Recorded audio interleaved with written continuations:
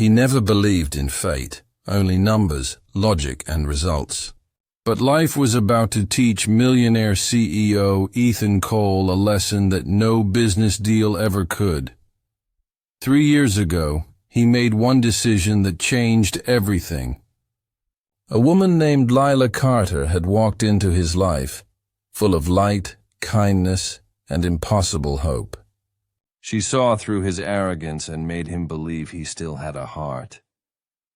For months, she was the only warmth in his cold, perfect world. Until one night, she told him something that shattered his balance. "Ethan, I'm pregnant!" The room froze. His heart raced, not with joy but fear. His empire, his reputation, everything he'd built felt like it was collapsing. "I'm not sure that's my child," he said quietly, every word cutting through the silence like glass. She stared at him, eyes trembling with disbelief.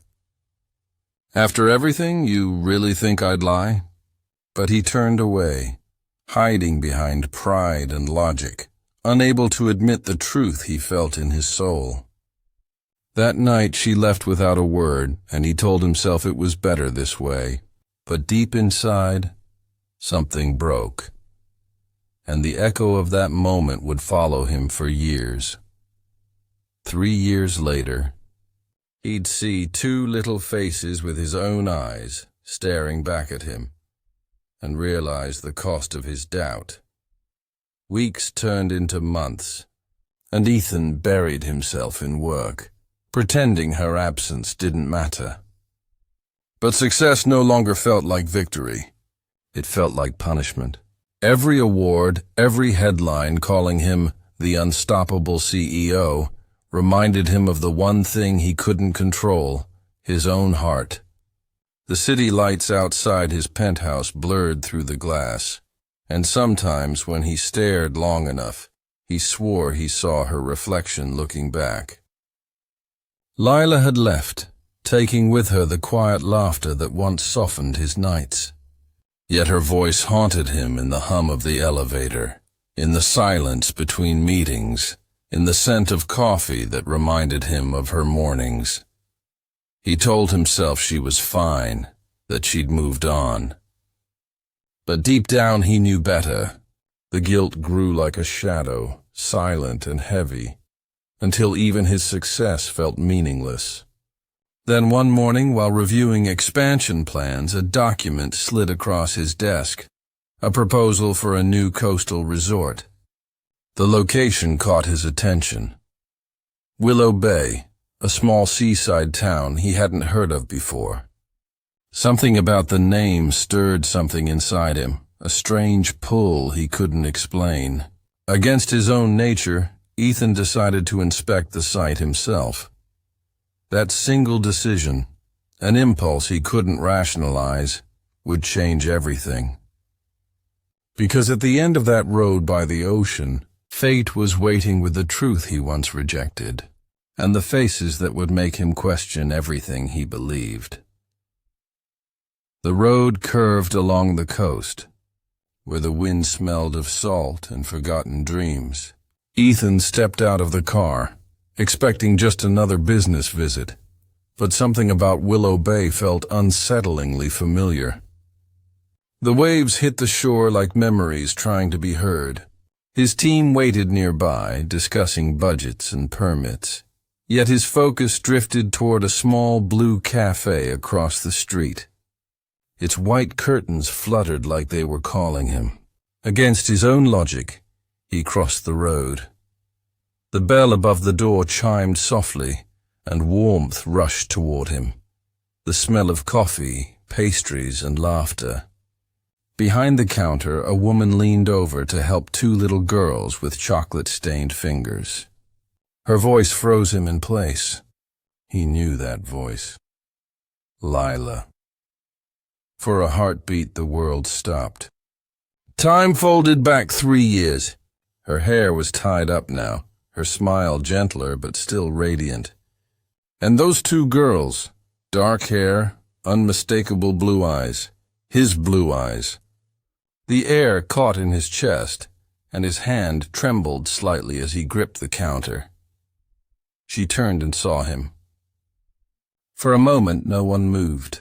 The sound of the ocean faded, leaving only silence thick with everything left unsaid. The look in her eyes held years of pain and strength, and a question he had no answer for. The moment their eyes met, the air between them changed. Lila froze, her hand still resting on the counter, the same calm eyes now filled with shock and disbelief.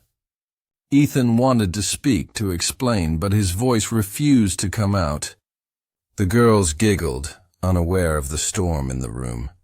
One of them tugged Lila's apron and asked, "Mommy, who is that man?" The word mommy hit him harder than he expected. His chest tightened as he looked at them again, two reflections of himself standing right in front of him. He didn't need a test. He already knew. Lila straightened and forced a polite smile, her tone steady. "Good afternoon, sir. What can I get you?" She spoke like a stranger, every syllable sharp with unspoken memories. Ethan stepped closer, his voice barely a whisper. "Lila, please, can we talk?" She looked at him for a second, then shook her head gently. There's nothing left to say. He wanted to apologize, to fall to his knees if he had to, but she turned away, serving another customer as if he wasn't there. He stood there silently, feeling the weight of years pressing on his chest. The twins laughed again, and one looked up at him curiously. "You look like us," she said innocently, and Lila's hands trembled. Ethan left soon after, his world spinning, but as he walked out into the bright sunlight, one thought echoed louder than the waves. He had found what he lost, but now he didn't know how to earn it back. That night, Ethan couldn't sleep. The sound of the ocean outside his hotel window mixed with the echoes of those little voices in his mind. "You look like us." It played over and over, cutting through the walls he'd built around his heart. He sat by the window, staring at the lights reflecting on the sea, realizing for the first time that all his power, all his wealth, meant nothing compared to the warmth he had thrown away. Guilt was no longer a shadow. It had become a storm inside him. He needed to see them again, to understand how much of life he had missed. The next morning, he returned to the cafe before it opened. Lila was sweeping outside, her hair loose in the morning wind. When she saw him, her expression hardened. "You shouldn't be here," she said quietly. He took a hesitant step forward. "Please, Lila, just 5 minutes." "I owe you more than silence." She paused, her eyes tired but steady. "You had years to speak, Ethan. Years." His throat tightened. "I was wrong," he whispered. "About everything. I thought I was protecting my life, but I was destroying it." Her eyes softened for a moment, but pain quickly replaced it.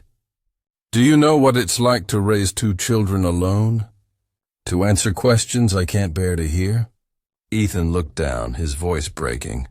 "Let me make it right." She shook her head slowly. "You can't fix the past." Then she turned away, leaving him standing in the wind, realizing that sometimes the hardest battle isn't winning forgiveness. It's proving you deserve to ask for it. Days passed, and Ethan remained in Willow Bay, unable to leave. He visited the cafe quietly each morning, sitting by the same corner table, never speaking unless Lila approached. He watched the twins draw pictures, their laughter bright and pure, and every time they smiled, he felt both joy and pain. Joy because they existed, and pain because he had missed every moment that built them. One afternoon, rain began to fall heavily, and Lila found him still sitting outside, soaked but unmoving.